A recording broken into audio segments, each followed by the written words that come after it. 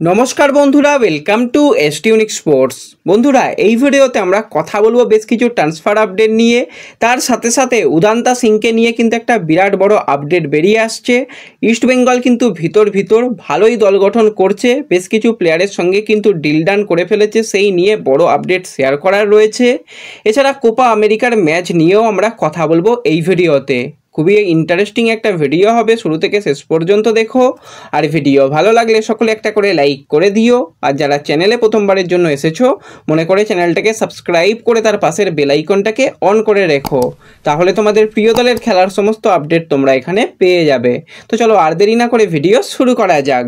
তো প্রথমেই যদি আমরা কোপা আমেরিকার ম্যাচ নিয়ে কথা বলি, তোমাদের যেরকমটা বলেছিলাম ম্যাচ দেখানোর ব্যবস্থা কিন্তু হয়ে যাবে, কোনো রকম অসুবিধা হবে না। যারা ফেসবুক পেজে রয়েছো তারাও কিন্তু মোটামুটি সবাই ম্যাচ দেখতে পেরেছো, আর যারা চ্যানেলের সঙ্গে যুক্ত রয়েছো তারা তো ম্যাচ দেখতে পাবেই, কোনো রকম সমস্যা নেই। এবার একটুখানি বলে রাখছি, অনেকেই পার্সোনাল মেসেজ করছো ফেসবুক পেজে যে লিঙ্ক দাও বা ম্যাচ দেখার ব্যবস্থা করে দাও। দেখো, সবাইকে ওইভাবে তো পাঠানোটা সম্ভব নয়। আমি ফেসবুকে রীতিমতন পোস্ট করেই যাচ্ছি, সেই পোস্টগুলোর দিকে একটু নজর রাখো। কাউকে পার্সোনালি আমি পাঠাতে পারবো না, কারণ সেখানে 8 থেকে 9,000 ফ্যামিলি মেম্বার আমাদের হয়ে গেছে, তো অতজনকে পাঠাতে ম্যাচ শেষ হয়ে যাবে।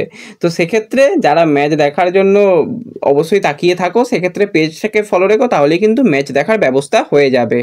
আর যদি ম্যাচ নিয়ে কথা বলি, ভাই কি ম্যাচটাই হলো। ফার্স্ট হাফে তো রীতিমতন ঘুম পেয়ে যাচ্ছিল, একটুখানি ঘুমিয়েও পড়েছিলাম ফার্স্ট হাফে, পুরো খেলাটা দেখতে পাইনি। কিন্তু সেকেন্ড হাফে দারুণ খেলা। আর্জেন্টিনা টোটাল কিন্তু 22টা শট করে গেছে, শট অন টার্গেট 9টা ছিল, এবং তারা 62% বল পজিশন নিয়ে খেলেছে। চিলির প্রশংসা অবশ্যই করতে হয়, বিশেষত চিলির গোলকিপার।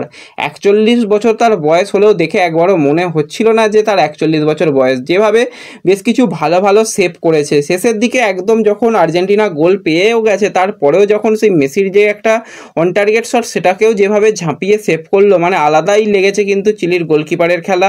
এবং প্রতিটা প্লেয়ার কিন্তু নিজেদের 100% দিয়ে খেলেছে। আর্জেন্টিনা কিন্তু কিছুটা লাইন আপে চেঞ্জ করেছিল, তো পরিকল্পনা মতন প্রতি ম্যাচেই কিন্তু কম বেশি চেঞ্জ করতে হয়, তো সেই পরিকল্পনাতে গিয়েছিল। শেষের দিকে কিন্তু আমরা দেখতে পেলাম যে আর্জেন্টিনা ভালো ফুটবল খেলছে, চান্স ক্রিয়েট করছে, কিন্তু গোল করতে পারছে না। এবং আর্জেন্টিনার ডিফেন্সেও কিছু ভুল ত্রুটি তো দেখা যাচ্ছিল, তো যাই হোক সেগুলো খুব একটা সমস্যা হয়নি। ডিমারিয়া নামার পর কিন্তু আর্জেন্টিনার খেলা আরও ভালো হয়েছে, অনেক ভালো চান্স ক্রিয়েট করতে দেখা গিয়েছিল। তো ডিমারিয়া ক্লাস প্লেয়ার, সেই নিয়ে কোনো রকম কথা হবে না। আবারও কিন্তু আর্জেন্টিনার হয়ে সুপার সাব হয়ে গেল লাউতারো মার্টিনেজ। তো অবশ্যই কথা বলতেই হয় মার্টিনেজের কথা, যেভাবে জটলা থেকে অন টার্গেট শট রেখে গোল করেছে, খুবই ভালো লাগলো। এবং লাউতারো মার্টিনেজ আস্তে আস্তে তৈরি হয়ে যাচ্ছে, ফিউচার স্টার কিন্তু বলাই যায়। এবং সুপার সাব হিসাবে কিন্তু খুব ভালো, আগের দিনেও গোল করেছিল দেখেছিলাম, আজকেও গোল। তো জোড়া ম্যাচে কিন্তু গোল পেল লাউতারো মার্টিনেজ, তো এই জিনিসটা কিন্তু খুবই ভালো লাগছে। এবং আর্জেন্টিনা ম্যাচটা জিতে যাওয়ার ফলে পরবর্তী সুপার 8 রাউন্ডে কোয়ালিফাই করে গেল। তো তোমরা কতটা খুশি এই ম্যাচটা দেখতে পেয়ে বা এই খেলাটা দেখতে পেয়ে, আর্জেন্টিনার পারফরমেন্স নিয়ে অবশ্যই কমেন্টে জানিও। তো পরপর ম্যাচ রয়েছে, তো কালকেও কিন্তু ম্যাচ রয়েছে ভোরবেলার দিকে।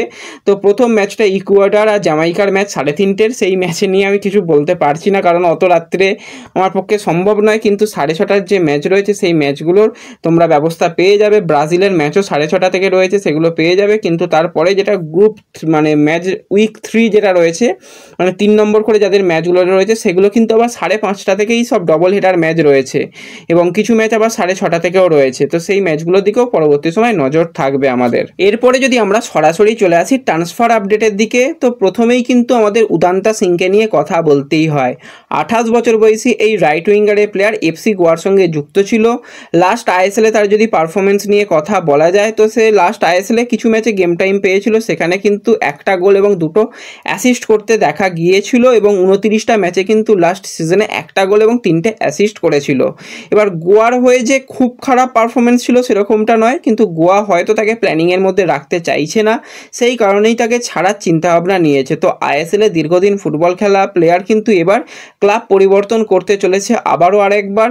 তো সেই প্লেয়ার কিন্তু এবার অনেকটাই কথাবার্তা এগিয়ে ফেলেছে ওড়িশা এফসির সঙ্গে। সের্জিও লোবেরা কিন্তু উদান্তা সিংকে চাইছে, এবং কথাবার্তা অনেকটাই এগিয়ে গেছে। পেপার ওয়ার্কটুকু বাকি রয়েছে, মোটামুটি সমস্ত কিছুই হয়ে গেছে। পেপার ওয়ার্ক বা অফিসিয়াল সিগনেচারটা হয়ে গেলেই কিন্তু তাকে আমরা দেখতে পেতে চলেছি ওড়িশা এফসির জার্সি গায়ে। এবার ডিলটা লোন ডিল হবে না পার্মানেন্ট ডিল হবে সেই দিকে আমাদের নজর থাকবে। সম্ভাবনা অনেকটাই রয়েছে লোন ডিলের, কারণ দীর্ঘমেয়াদী চুক্তি যেহেতু 26 সাল পর্যন্ত রয়েছে, সেক্ষেত্রে হয়তো পার্মানেন্ট ডিল এটা হচ্ছে না, লোন ডিলেই কিন্তু ওড়িশাতে আসতে চলেছে উদান্তা সিং। তো দেখা যাক কতটা ভালো ফুটবল খেলতে পারে ওড়িশার জার্সি গায়ে উদান্তা সিং।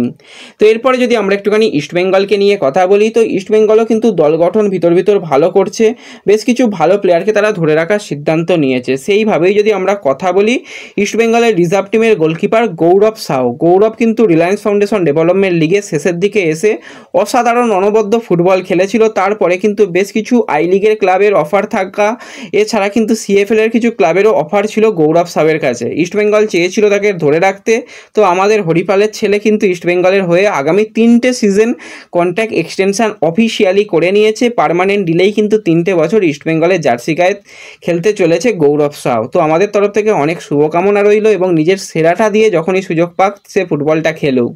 তো এরপরে যদি আরও একজন বাঙালি প্লেয়ারকে নিয়ে কথা বলা যায়, 23 বছর বয়সী বাঙালি ডিফেন্সিভ মিডফিল্ডারের প্লেয়ার তন্ময় দাস, যার কিন্তু কন্ট্রাক্ট শেষ হয়ে গিয়েছিল ইস্টবেঙ্গলের সঙ্গে। এবার তন্ময়ের মধ্যে কিন্তু সেই পোটেন্সিয়াল রয়েছে এবং তাকে যখনই সুযোগ দেওয়া হয়েছে অ্যাজ এ ডিফেন্সিভ মিডিও হিসাবে, সে কিন্তু ভালো ফুটবল খেলেছে। বিশেষত কার্লেস কোয়াদ্রা তন্ময় দাসকে নিয়ে খুবই আশাবাদী যে তাকে কিন্তু আইএসএলে অবশ্যই খেলানো হবে, তার সাথে সাথে গেম টাইমও সে পাবে, কারণ সে যেরকম পারফরমেন্স দিয়েছে পারফরমেন্স তার খুবই ভালো ছিল। তো সেক্ষেত্রে তাকে নিয়ে পরিকল্পনা রয়েছে এবং শোনা যাচ্ছে তার সাথেও কিন্তু দীর্ঘমেয়াদী চুক্তি করতে চলেছে ইস্টবেঙ্গল। 3টে সিজনের চুক্তি হতে চলেছে এবং আমরা দেখেছি যে তন্ময় দাস রীতিমতন রিজার্ভ টিমের ক্যাপ্টেনশিপ করতেও দেখা গেছে এবং গোলও করেছে এর আগেও। তো খুবই ভালো একজন প্লেয়ার, তাকে নিয়ে কিন্তু পরিকল্পনা হচ্ছে এবং দীর্ঘমেয়াদী চুক্তি কিন্তু কমপ্লিট করে নিয়েছে ইস্টবেঙ্গল। তো এই দুজন বাঙালি প্লেয়ারের সঙ্গে ইস্টবেঙ্গল চুক্তি বাড়িয়ে নিয়েছে। তো তোমরা কতটা খুশি এই দুজন প্লেয়ার লাল হলুদ জার্সি গায়ে খেলবে অবশ্যই একটু কমেন্টে জানিও। তো এই ভিডিওতে এটুকুই আলোচনা করার ছিল।